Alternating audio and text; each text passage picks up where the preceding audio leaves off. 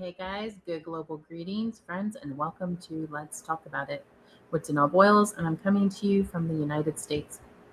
I like to call these little opener conversations of ours 10-minute talks as we hit key points on important topics, but in a compacted conversational format that is easy to digest. A way to stimulate new learning and desire and to expand the thinking. In our 10-minute talk today, we are taking a few for some chat and expand time on how to build self discipline and stay focused. So, come and join me and let's talk about it.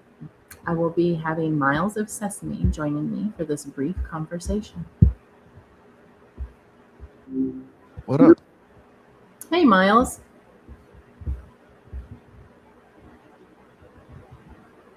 Hello. Hey, how's your Monday going? Hey, it's good. It's good. How about you? I'm doing great. Just cruising. What's on your mind today? Wonderful.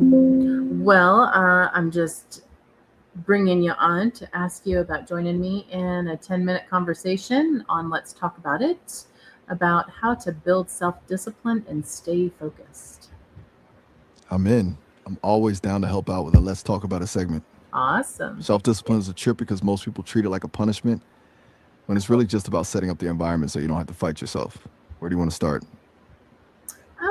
Probably maybe some of the most common factors of what keeps individuals from being able to sustain their self discipline. For me, the biggest one is probably the tomorrow trap. It's that voice that tells you just one more episode or 5 more minutes of scrolling, and you'll be twice as productive tomorrow. The problem is, tomorrow is a mythical place where all the other productive versions of us live. But today is where the actual work happens. Yeah, Then there's the friction. If your gym shoes are buried in the back of the closet, you've already lost the battle before you even start. right.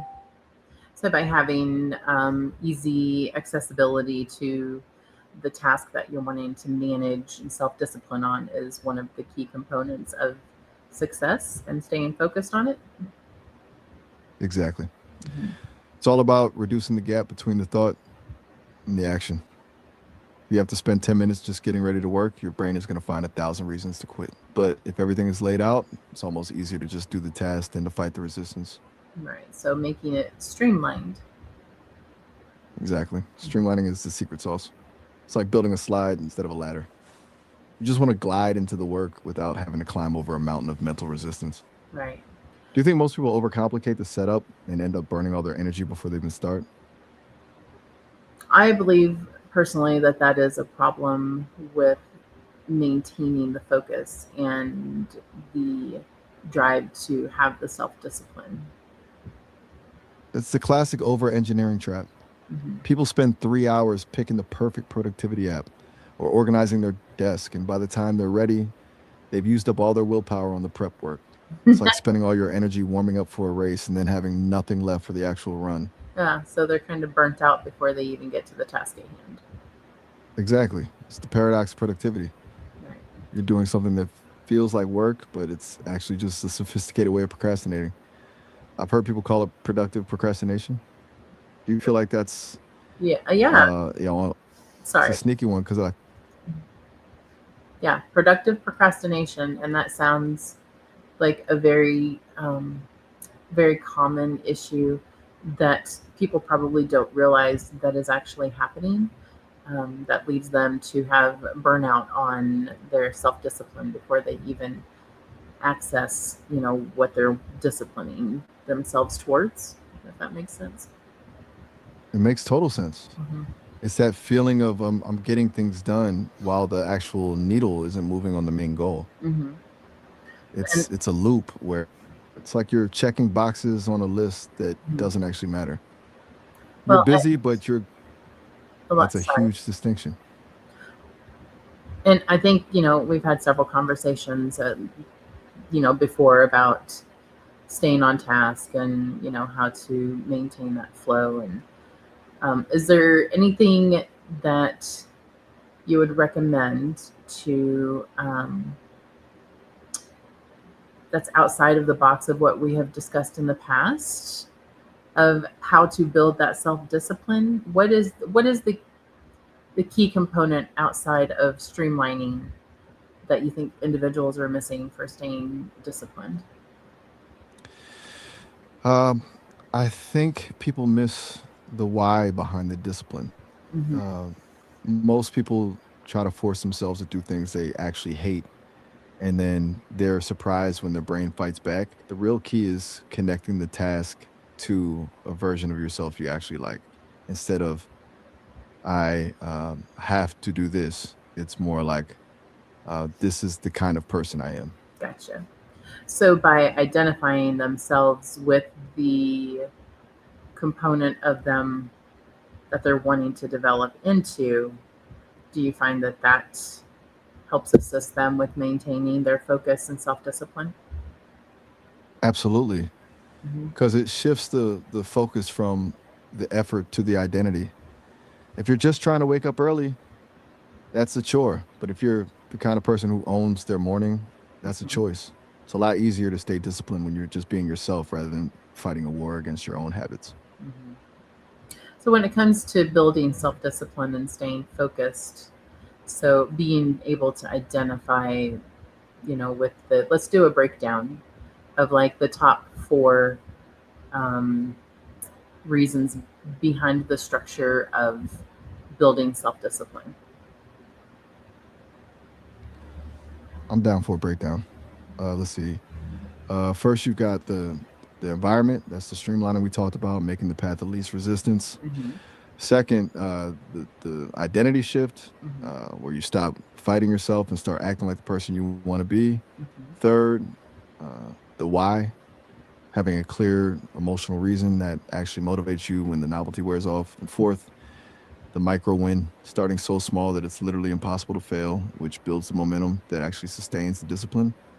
Does that cover the bases you were thinking of? Yeah, I think it It's a does. solid foundation. Pretty solid foundation, especially for someone that's, kind of beginning the building of the foundation of discovering their self-discipline. And the reason they want the self-discipline is to stay focused. So, the breakdown gives, you know, most individuals have an idealization of what it takes, but then having the descriptives and the identifying factors and being able to pull your attention into like specific components that helps structure your self-discipline helps, you know. Some individuals, we've talked about the things like time suckers and, not being able to identify when those things are taking away from your self-discipline and your focus. Those time suckers are like the white noise of the day. You Yeah. don't even realize they're draining your battery until you look up and it's 3 p.m. and you've done nothing. I think the hardest part for people is that those distractions usually feel like a reward in the moment, which makes them way more addictive than the actual work. Do you find that most people just ignore the red flags of their own distractions until it's too late?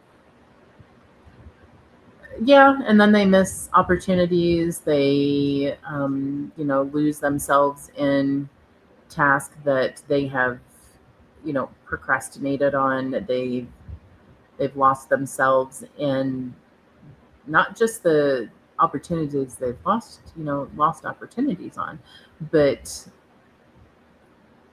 the development that, the personal development that comes along with it. That's all building blocks to being able to get yourself from like one identity to another. And so, you know, they lose themselves in between bridging that gap. So, and that's why most people don't ever make it to their completed destination. That's a deep way to put it. They're basically stuck in the gap between who they are and who they want to be because they're chasing the quick hit of a distraction instead of the long term win. Yeah, stuck in the It's like gap. they're staring at the bridge. Exactly. Stuck in the gap. Yeah, It's a rough place to be because it it's is. comfortable enough to, it's like a velvet trap. Mm-hmm. It's just cozy enough that you don't feel the urgency to move, but not fulfilling enough to actually make you happy. Yeah. You end up just hovering in this lukewarm space for Mm. years. I wonder, do you think the hardest part for people is actually crossing that bridge or just Uh, admitting that they've been standing still? it is because it's very easy to stay in comfort zones. You know. Right. The comfort zone's Yeah.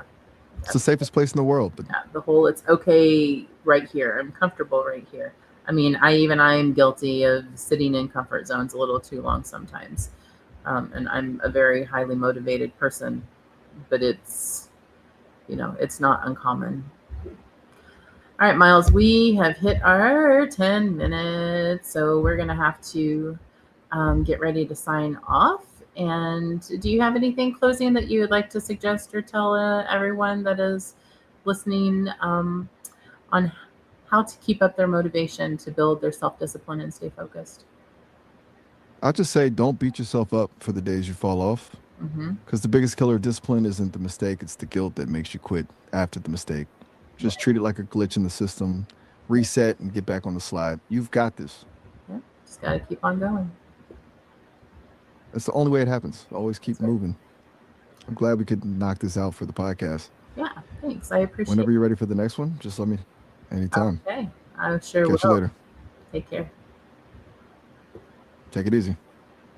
All right. As always, guys, thank you for joining us. I hope you take away some wonderful growth and expansion from our conversation.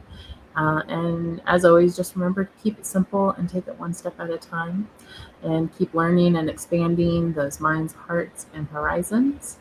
And until next time, namaste. Peace. Peace out, Miles. Peace.